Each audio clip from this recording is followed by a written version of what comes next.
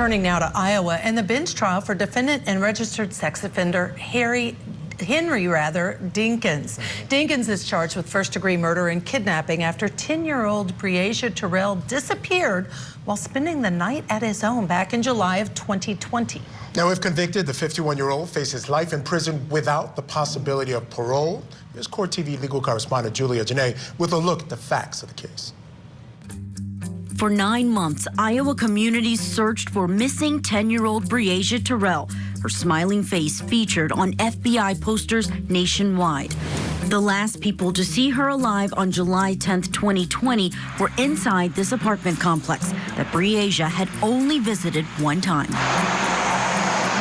Breasia and her 8-year-old little brother were spending the night with her brother's biological father, Henry Dinkins, and Dinkins' girlfriend. The next morning after the sleepover, Dinkins called Breasia's mother and told her her daughter was nowhere to be found. Friends and total strangers are helping the family of Breasia Terrell search for the missing 10-year-old. The search for Breasia grabbed headlines. Local station WQAD-8 called her a, quote, budding TikTok entertainer after the child's mother shared with them these videos. Okay, Mom. Is it pretty now? Dinkins was placed behind bars on unrelated probation charges. He provided no further details about Breasia's possible whereabouts, even when confronted by the child's mother. Supposedly, he woke up and Bree was nowhere to be found. She has been supportive and cooperative with our investigators this entire time. We cannot imagine the grief and pain she must experience. Then in March of 2021, a tragic discovery by fishing buddies at a pond in a wooded area leads to a break in the case. We have received confirmation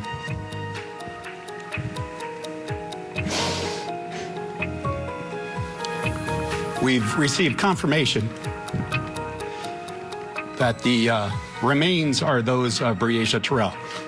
The location, a 30-minute drive away from where Breasia had been sleeping, a location investigators believe Henry Dinkins drove to overnight with her body.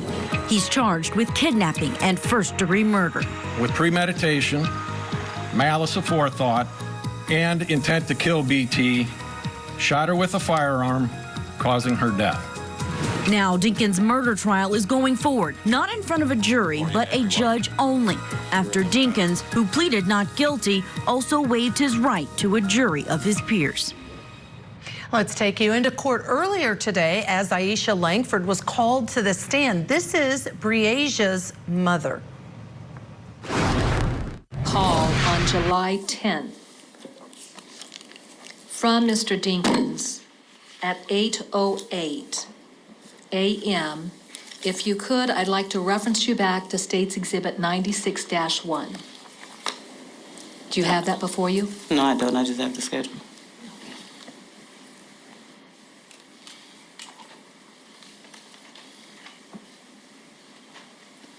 Yeah, just let's sit down.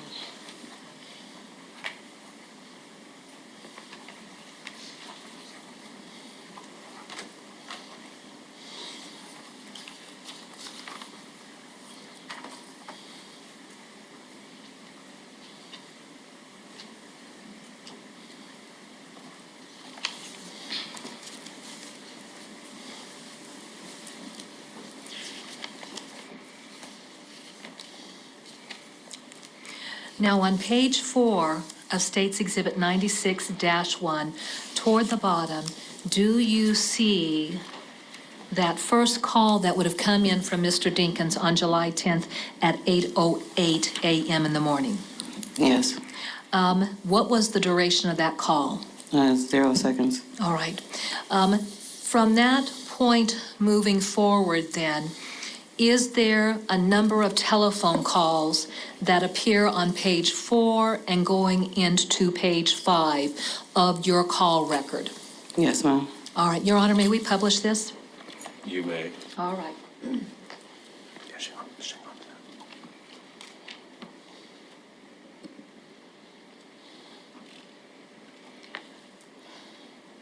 How many calls after the unanswered call at 8:08 do we see on this particular page? On this particular page, I see I see 3 after that 808 call. Okay.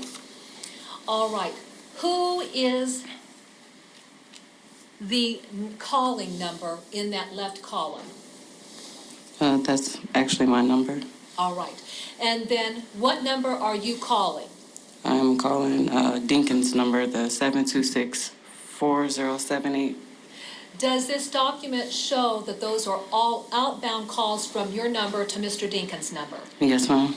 And then do all of those outbound calls on this page after that 808 time frame all occur on July 10th? Yes, ma'am.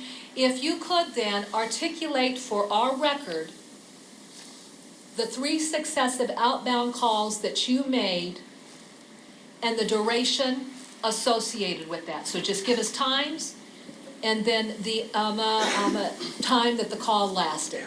All right, so I have 8:09 a.m., 34 seconds. I have 8:10 at 34 seconds and 8:10 again at just 24 seconds. In those 3 outbound calls that you made, do you know if you were able to connect with Henry Dinkins, or are you just simply calling over and over and over trying to make the connect? I was trying to make a connect. All right. Let's go to our next page.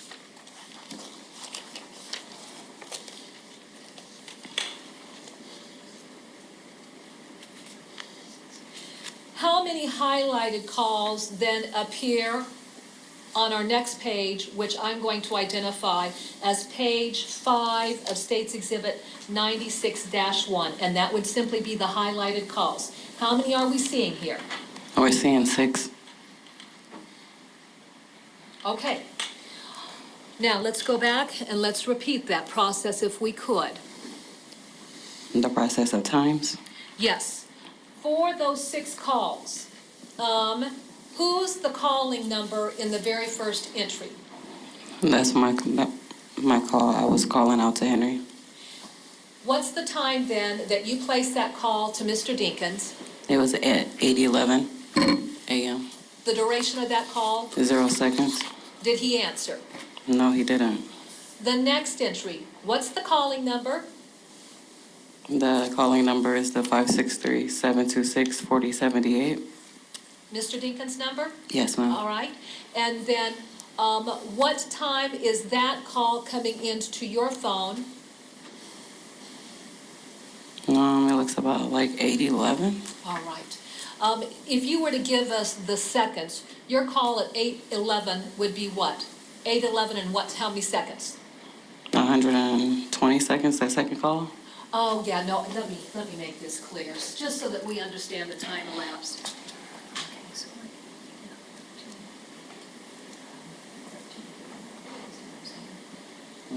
Got it? Okay, all right. So for your call, give us the seconds on that call. What time did you make it? I made it at 8:13 a.m. that morning. 8:13, 39 seconds or something like that. Is that 8:11-13 seconds? I'm not exactly sure what you're looking at. The very first entry. Oh, the very first one. It's 0 seconds for the very first one because that was the call outbound. The inbound call was at 8:11 a.m. and 8:13. Well, hold on. The end call was at 8:13, it looks like. Okay, how long did that call last? That lasted me about 2 minutes. All right, now let's go to our third call. Who's making that call? I'm making that call to Mr. Dinkins again. And then what time do you place that call? I placed that call in at 8:15. 8:15 or 8:17? It's 8:15 here. That's the end call. It's the end date. So am I looking at the end date or am I looking at the start date? I'm a little confused. It may be that I didn't highlight one. All right, so give us the next call. Who's making that one? Myself again, back to Dinkins. Okay, and what's our time? That is 8:18.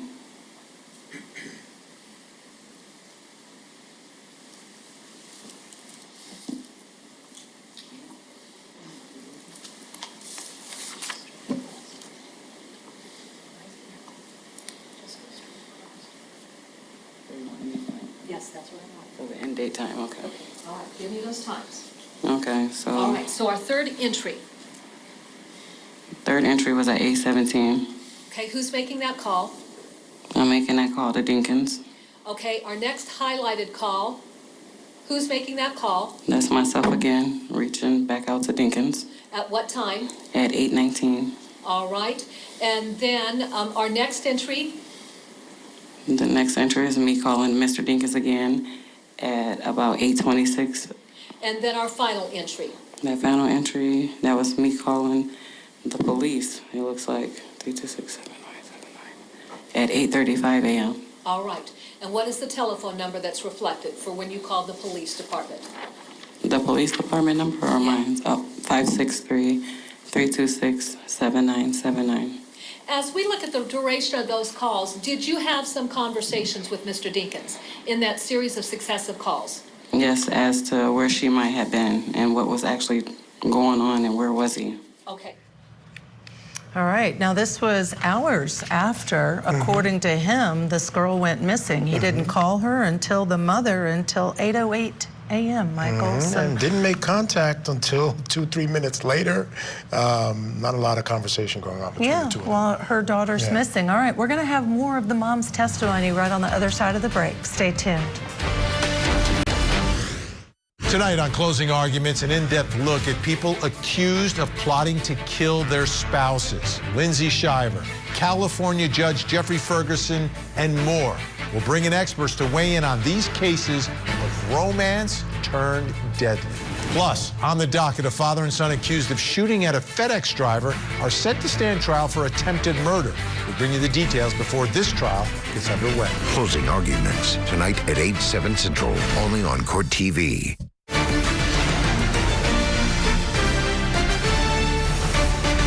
Hello, welcome back to Court TV Live. Michael Ayala here with Judge Ashley Wilcott. I want to get you back into court now in the case of Henry Earl Dinkins. Now, this is really an ugly case at the end of the day. This is a man who was 48 years old. He's charged with killing a 10-year-old girl who came over to his house. He had a son with the same woman who had this daughter. This daughter didn't belong to him. She came over to spend the night, was hanging out at the house, and eventually he took her out of the house. This we know at some point in the morning, never returned with her, and now he is charged with her murder. Her body was found about a year later in a nearby, I guess, what would you call where she was found? By a pond nearby. And they did have a witness that placed him at that place having some trouble with his car. So a lot of evidence against this man. On the stand right now is Aisha Langford. She's Breasia's mom, also the mother of his son as well. Again, they did not live together, but she's on the stand now on direct examination. Mr. Dinkins was at. What was he communicating to you about his location and what he was doing? He wasn't necessarily communicating anything. He said that he was out looking for her and he was going to make a police report. Okay. When you spoke with Mr. Dinkins, did it become clear to you that he had not yet reported Breasia as missing? Yes. Did you question him as to why he would not have reported Breasia missing? I don't recall. Okay, and that's all right. Now let's go back to State's Exhibit 96.2, and then I'll go ahead and hand this to you again. And then what I want to focus on is the communications then that occurred between yourself and Mr. Dinkins on July 10th, and what is going on in text messages. All right, so on page 2, starting with July 10th at 8:08. Right. That was the call me. Who made that, or who sent that text? Mr. Dinkins. Okay. From there then? And from there, do we go to our first page?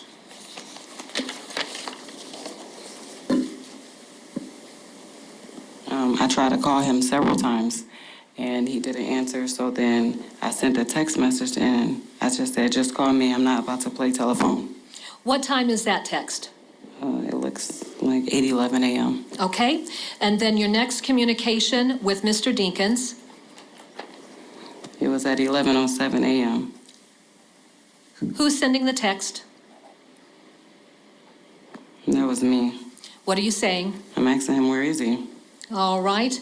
And then your next communication with Mr. Dinkins? Was again at 12:03 p.m. Who's sending that text? Mr. Dinkins stating that he was downtown. All right. And then does that include all of the text messages that you had with Mr. Dinkins? Yes, ma'am. All right.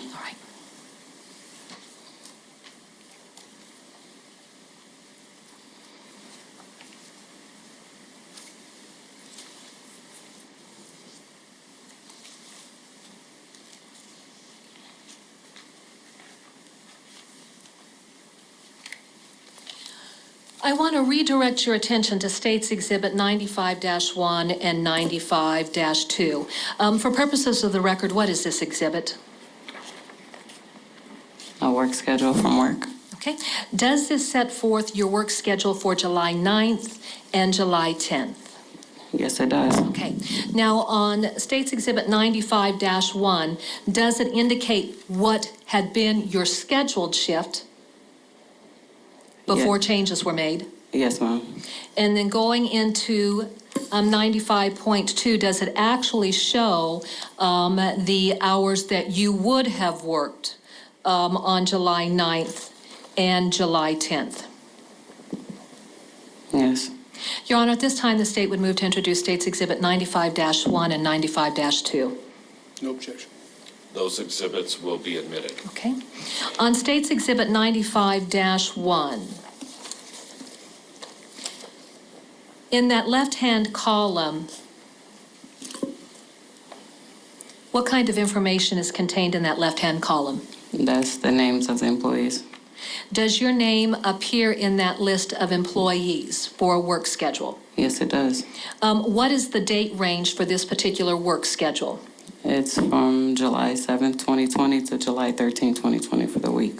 Is there a column set forth for your scheduled shift, your original scheduled shift, for Thursday, July 9th of 2020? Yes, there is.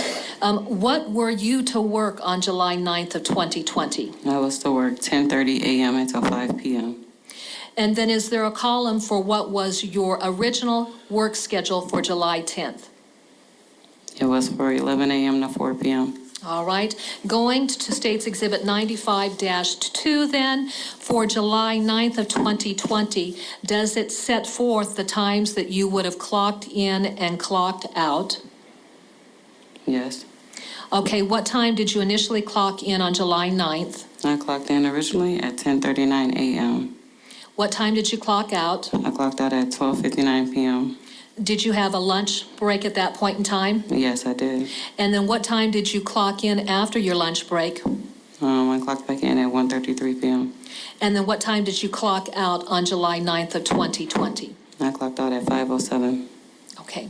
And then so from that, did your trip over to the apartment complex occur within, an hour or so later?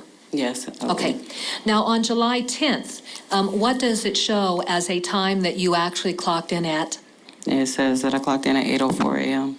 What time did you clock out? I clocked out at 8:16 a.m. Okay. I want to pick up at the point in time where you described sitting in the back room and you were crying. Yes. There at Checkers. What did your manager encourage you to do? He encouraged me to get into the car and go downtown and figure out what was going on. By going downtown, what do you mean? Like going down to the police department. Did you actually leave Checkers to travel down to the Davenport Police Department? I did. All right. When you left Checkers, what direction did you head to go downtown to the Davenport Police Department? I was heading west, so I was heading away from, so yeah, I think it was west, right? On what street? On Locust. As you were traveling west on Locust, did you notice something of interest to you? Yes, I did. Describe. I noticed Mr. Dinkins Impala flying down the opposite way, making a really hard turn on, I think it's a left turn on Eastern. Okay. What type of vehicle was he driving? He was driving in a maroon Impala with tinted windows. Okay. And then did you pass him when you saw him heading east? Yes, and... What did you do? I made a U-turn. And then at that point in time, describe what you did. I was speeding behind him, honking the horn. I was calling his phone, and when I finally got him on the phone, he said that he was headed to Jersey Meadows because they wanted to talk to him out there. and I was still on his bumper, honking the horn, and we had pulled over by the McDonald's on Northwest, or it's like Kimberly, East Kimberly, across the street from Walgreens by the Old Kaplan. All right. How would you describe the rate of speed that Mr. Dinkins was traveling? Well, I was probably going about 65, 70 possibly, because he was driving really fast. All right. Going back to State's Exhibit 38.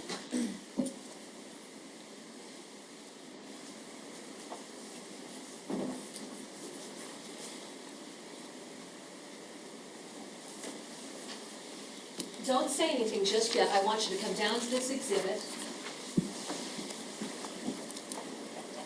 And then I want you to look at the exhibit in terms of the map of the downtown area. Does it set forth an entry for your employment there at Checkers?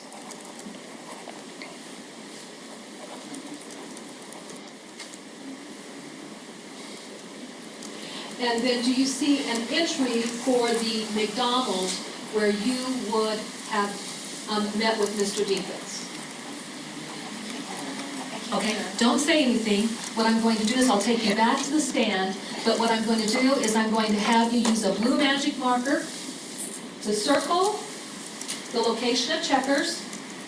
Do that, don't say anything. I'll put you back on the stand so that we can get that testimony through the microphone. Then I want you to take this red magic marker and I want you to circle the location of the McDonald's that you're referencing.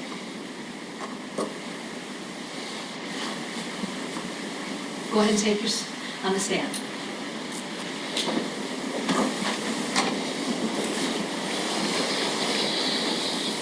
My question to you is this.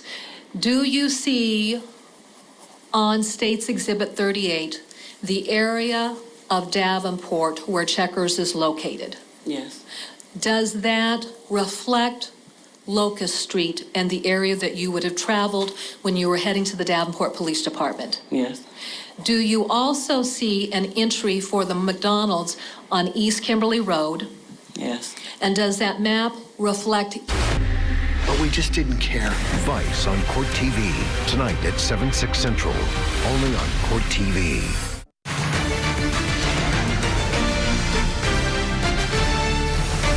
We have been hearing from the mother of 10-year-old Breasia Terrell.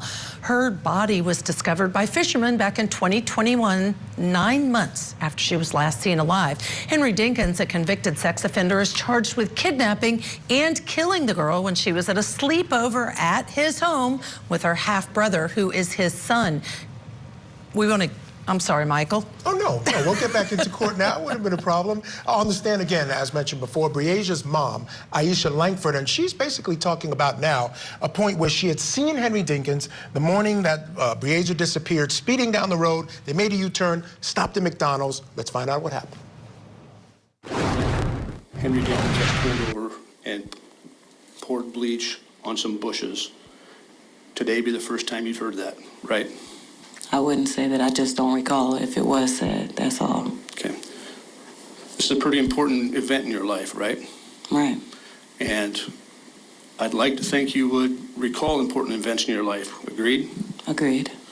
But you don't recall anything about bleach being poured on bushes as relayed by your son? No, I don't recall that off the top of my head. My son, he was kind of off a little bit while I was trying to get back out there to look for my daughter. Okay. Is your son the kind of boy that likes to exaggerate? Depends on the situation.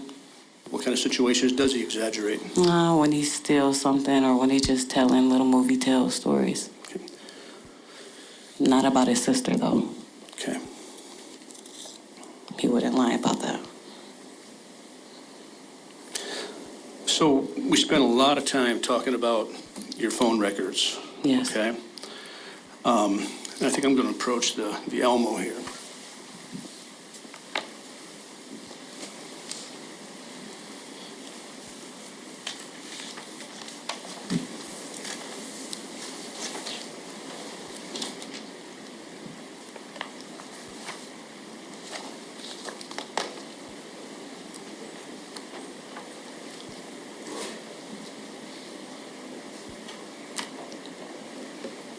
I'm showing you now.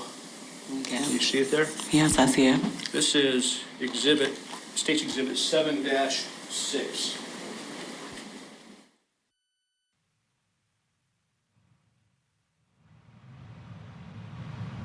All right, let's quickly bring in our guests joining us this hour. Again, attorneys Jack Rice and Josh Schiffer. And Josh, I'll start with you. I don't know what to make of Aisha Langford. It's been a couple of years. She seems to have dealt with the loss of her daughter, but not sure exactly where the state is going. What do you make of the question?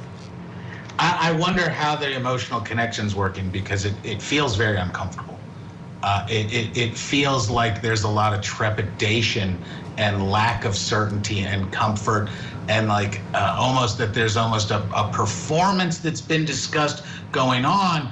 And even though you can be really well planned and be really professional, things like this are so touchy, they fall apart and they don't land as intended. That's where the risk of trial comes in. People need to realize that the only reason we have juries is because the other people can't agree on what the facts are. And this jury's going to have to really consider this testimony, how the case has played out, if it's going to measure the questions and answer the questions coming from the judge here at the close of the case. Yeah, right, from the judge, because this is a bench trial. And so, Jack, here's my question. You know, I'm going to tell you, I walk away not liking this man simply because he's not very concerned that this child is missing. At least that's my impression from the testimony. Yes, you're absolutely right. And actually, that is a really useful thing from the prosecution standpoint. I mean, if we think about what it is that you can get, I think what you get is this. You get, this is a man we dislike in a very, very strong way. That's number one. Number two, what you also get is you get the mom trying to humanize. And the third one is also making sure that you're not looking at the mom as a possible suspect. You get all three. Yep, absolutely. All right, we are out of time. Thank you, Jack Rice and Josh Schiffer, for joining us this hour. We're live streaming that trial online.